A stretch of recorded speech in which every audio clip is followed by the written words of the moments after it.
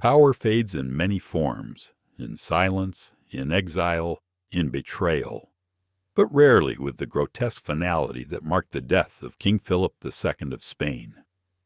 He once ruled an empire so vast that the sun never set on it, but his final conqueror was neither war nor rebellion. It was his own unraveling body. Step into the suffocating chambers of El Escorial in the summer of 1598, where authority met its ultimate collapse, not in political defeat, but in the slow, rotting surrender of flesh. This is a story not just of death, but of dignity stripped layer by layer, as the monarch who once decided the fate of millions was consumed, cell by cell, before he ever stopped breathing. Philip II, the most powerful ruler of his age, the Catholic hammer, the emperor in all but name, did not fall to sword or scandal. His end came in shadows, in silence, in suffering. For 52 long days he lay captive in his own festering skin, under siege by swarms of life feeding on his decay. The emperor became carrion. This is not simply a tale of disease. It is a portrait of mortality without mercy, a reminder that decay knows no title, and that in the theater of death, even kings play the part of prey. Philip's palatial tomb, designed as a monument to power and faith, would become a chamber of humiliation where the line between man and corpse blurred long before the final breath. Eyewitnesses left behind records so appalling that they were once dismissed as fantasy. They weren't. Modern science now confirms what chroniclers feared to describe in full. This is the true, unbearable unraveling of King Philip II, a man eaten not by time, but by the crawling inevitabilities of the grave, while still alive to feel every moment of it. Across the vast reaches of his empire, Philip II's authority remained unshaken, but in the privacy of his own flesh, revolt had already begun. By June 1598, the king's condition took a catastrophic turn. Fevers returned with a vengeance, leaving him delirious and drained. More ominously, grotesque abscesses erupted on his right knee and hand, rupturing, weeping, then reforming like a curse that would not lift. Physicians, armed with little more than leeches and superstition, prescribed bloodletting and poultices. But the infection advanced. Within weeks, the man who once commanded fleets across oceans was reduced to a prisoner of his own bed, motionless save for the slow tilt of his head and a trembling left arm. The sovereign of Christendom was now wholly dependent on others for every basic need. Spain's famously rigid royal decorum crumbled beneath the weight of bodily humiliation. Once approached only with deep bows and reverence, Philip now lay soaked in his own filth when attendants couldn't change his linens fast enough. As the July heat baked the stone walls of El Escorial, the smell of death spread like smoke from a battlefield. Abscesses multiplied with demonic fervor, erupting across his chest, groin, and legs. The stench became so unbearable that even the most loyal servants faltered at his bedside. The reek of rotting flesh drifted through corridors, and courtiers passing near the royal quarters pressed perfumed cloths to their faces. Philip, fully aware of his own decomposition, insisted the windows remain shut, not to ease his own suffering, but to shield others from the scent of his decline. Eyewitnesses described his skin as a minefield of boils, bursting, refilling, and never healing. And then came the lice, perhaps carried in by a servant, or perhaps born from the filth of his sweat-soaked bedding. Either way, they found paradise in Philip's flesh, warm, damp, defenseless. The parasites multiplied, feeding on blood and dead tissue, swarming over his body until even the most diligent attendants could not keep up. His confessor, Diego de Yepes, would later write that the lice seemed to crawl forth from the wounds themselves, bred within the king's rotting flesh.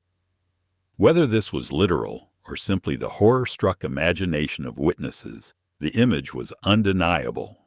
The greatest monarch in Europe had become a nest of vermin. Entire servants were assigned to do nothing but remove the lice by the handful, only for the pests to return in droves. But the lice were only the prelude. The true desecration, the one that would turn a dying man into a spectacle of horror, had only just begun. It was the royal physician, Andrés Zamudio de Alfaro, who recorded the moment Philip's wounds turned from tragic to nightmarish. The ulcers, once merely oozing, began to teem with life. From the putrid depths of his decaying flesh, maggots emerged, the larvae of flies that had slipped past the palace walls and found a paradise of rot within the king's open lesions. Imagine it, a man once revered as God's instrument on earth, whose hand had wielded imperial destiny, now lay still as white worms twisted beneath his skin and crawled from his sores.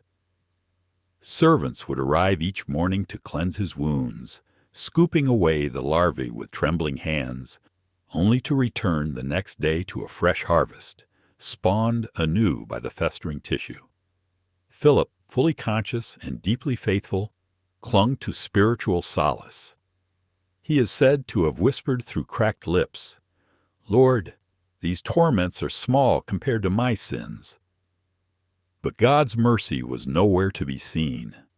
August deepened, and with it came the next horror. His immobility, coupled with soaked soiled bedding, gave rise to monstrous bed sores. On his hip and lower back, flesh split wide, down to the bone. Chronicler Sebastian de Atocha described one ulcer so vast it revealed the inner hollows of the king's body. Fray José de Sigüenza, an eyewitness to the royal decline, wrote that the wound yielded enough putrid matter each day to fill 2 silver basins. This gaping lesion became a maggot haven, not only housing them, but feeding their growth. Or worse still, when disturbed, the larvae would burrow deeper, digging into what still lived, chewing through the king from the inside. The flies, intoxicated by the scent of rotting meat, laid their eggs not just on the dead, but in the living. His mouth, ears, and nostrils became new territories for infestation. The king could no longer fend them off. Insects wandered freely across the ruined landscape of his face. Some historians believe Philip developed myiasis, a rare and horrifying condition in which fly larvae invade living tissue across the body. As if this weren't enough, his gout returned with vengeance. A single brush against his swollen limbs sent agony crashing through him, but movement was necessary. To clean him, to shift him, to try, hopelessly, to ease the decay. And so, the palace halls echoed with the cries of a dying king, once feared across continents, now begging for mercy as his attendants pulled away the linens soaked with blood, pus, and infestation. The same king who once watched with cold detachment as heretics were burned alive, now pleaded softly with his attendants for mercy, not from God, but from the pain of being moved. Throughout the grotesque unraveling of his body, Philip's mind remained sharp. And that, perhaps, was the cruelest fate of all, to witness his own transformation from sovereign to spectacle, from ruler of an empire to rotting flesh on a stained bed.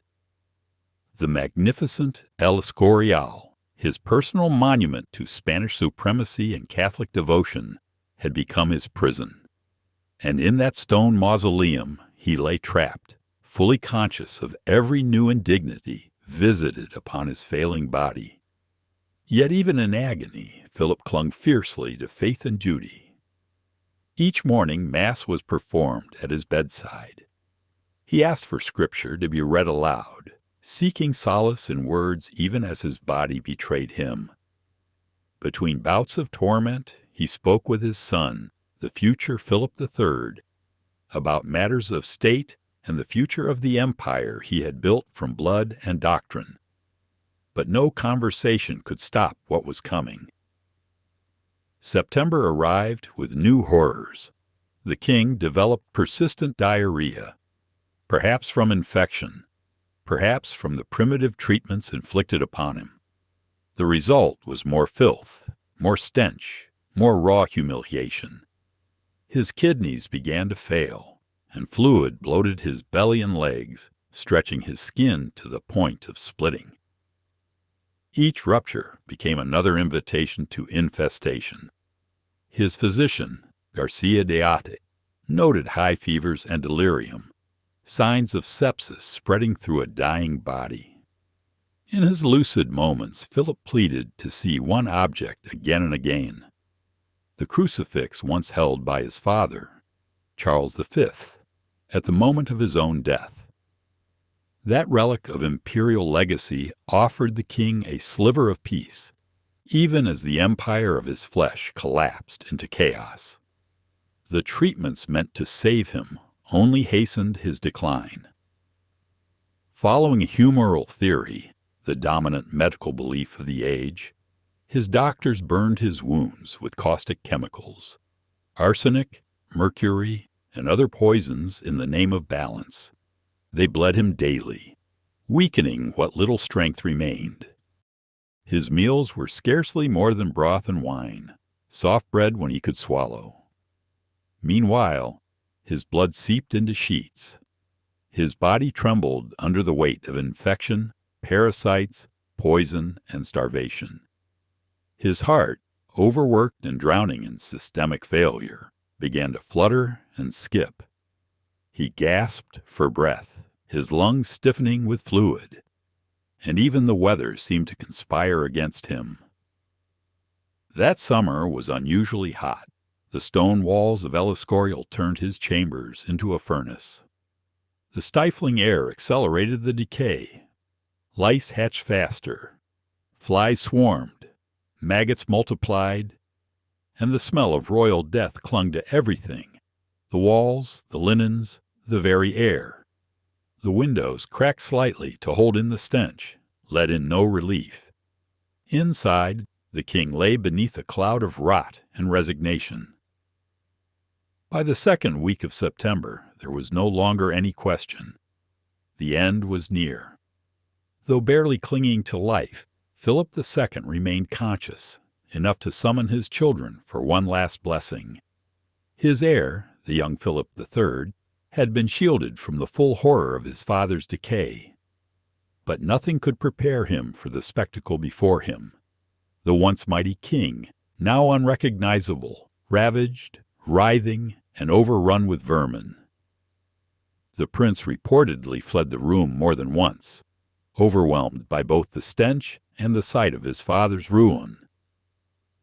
In a final act of kingly resolve, Philip offered a grim lesson to his son. Lifting a trembling hand toward his decomposing frame, he whispered a warning.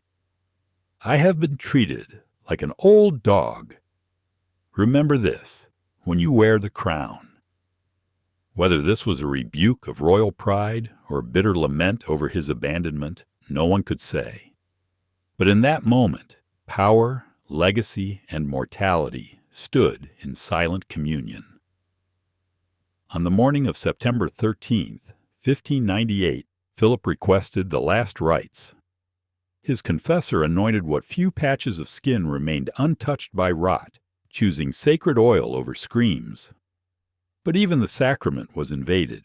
Flies landed freely on the ointment, drawn by the odor no incense could mask. It was a scene straight from a Vanitas painting. Holiness and horror sharing the same frame. As death crept closer, the king's breathing turned ragged, each gasp rattling with fluid. His lungs, like the rest of his body, were failing. Every exhale carried the stench of internal decay. At dawn, Philip asked for his father's crucifix to be placed on his chest. And at exactly 5 a.m., the man who had once ruled half the known world surrendered, not to enemy armies, but to the smallest, most merciless forces of nature. Even in death, Philip's ordeal was not over. When attendants attempted to move his body, it began to break apart. His decomposition was so advanced that traditional embalming became a frantic race against collapse. The royal embalmers poured on perfumes, spices, and preservatives, not to preserve dignity, but simply to make the remains tolerable enough for display. Still, the body continued to deteriorate. The funeral rites were rushed, the rituals stripped down to their essentials. There would be no grand procession, no prolonged farewell. The casket, sealed in haste, was quickly lowered into the crypt beneath El Escorial, the same monument Philip had built as a symbol of eternal Spanish greatness. Philip was laid to rest beside his father and his many queens, his mutilated body finally sealed away, hidden from view, but not from memory. The horror of his death spread swiftly across Europe. A macabre rumor turned historical fact. In Protestant England and the rebellious Netherlands, news of his agonizing demise was received with thinly veiled triumph. Pamphlets and tavern gossip alike framed his suffering as divine justice, a brutal repayment for the tortures of the Inquisition and the massacres of the Dutch Revolt. Even Queen Elizabeth III, his lifelong adversary, is said to have responded with a rare note of solemnity. We should not mock the afflictions of princes, for they remind us all of our common mortality. Yet in Catholic Spain, the tale was retold with reverence. Official accounts painted a picture of saintly composure and sacred resignation. The rot was edited out. Only the rosary remained. Today, medical historians offer a grim diagnosis. Philip's lifelong gout likely progressed into advanced rheumatoid arthritis, severely weakening his immune defenses. Signs of undiagnosed diabetes, thirst, swelling, infection, compounded his vulnerability. The pustules and abscesses? Probably the work of a systemic staph infection. The maggots? Invited by stage 4 pressure sores, born from months of immobility. But more than any singular condition, it was the symbolic collapse that gripped the imagination. The most commanding man of his era, unable to command his own flesh. A king whose word once ended lives now lay powerless as insects made a kingdom of his corpse. His decrees had lit heretics on fire, but he could not keep flies from feasting on his wounds. As historian William H. Prescott once observed, no amount of power or wealth could purchase exemption from the physical laws to which all mortality is subject. Philip's demise was more than a historical curiosity. It was a visceral memento mori, a brutal reminder that neither crowns nor armies can defend against the quiet, slow siege of the body. His death revealed the ultimate equality in decay. Power may shape nations, but it cannot shield us from our own biology. Philip's suffering was immortalized precisely because he was a king, a spectacle etched into collective memory. The man who had waged war for divine truth died with no miracle, no heavenly reprieve. He had styled himself God's champion, but God did not answer.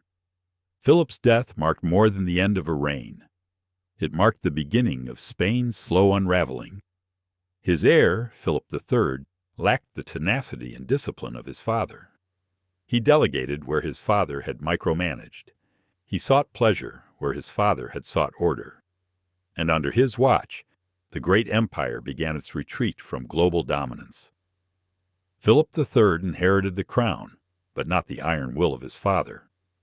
Where Philip II had micromanaged an empire, his son preferred courtly ease and delegated authority to favorites.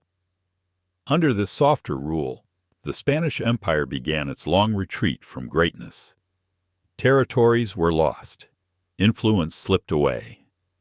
The sun that once never set began to cast longer shadows. Some historians believe that the trauma of witnessing his father's slow, grotesque end scarred the young king, making him hesitant to fully embrace the burdens of rule.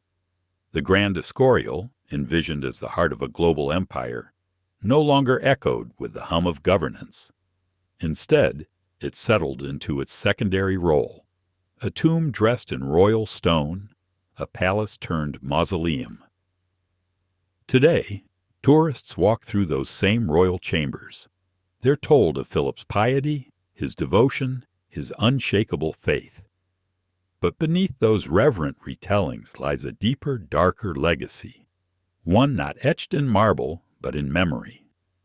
The tale of his death has survived because it is unforgettable, because it is universal. The man who once ruled half the globe learned too late that there is one realm no king can command, the slow betrayal of the body. His story speaks to modern power just as loudly as it did to his contemporaries. For all his political genius and conquests, Philip II is most vividly remembered, not for how he ruled, but for how he died. Not in glory, not in peace, but consumed, inch by inch, still aware, still breathing, as the flesh gave way to worms. His death reminds us that history's judgment does not always rest on victory or empire, but on the manner in which we face our end. And in Philip's case, that end was agony. Among his private writings, one phrase was found after his death. To have been and not to be is not to be at all. For a monarch obsessed with legacy, the cruel irony is this, that he is remembered less for the empire he built than for the gruesome unraveling of his body. His name survives not for triumph, but for rot. In the end, nature levels us all. King and peasant, saint and sinner, reduced to silence, to stillness, to dust. Philip II's final days serve as a brutal reminder. Power is fleeting, glory fades, and no one escapes the crawl of decay. Some return to dust only after death. He did so while still alive.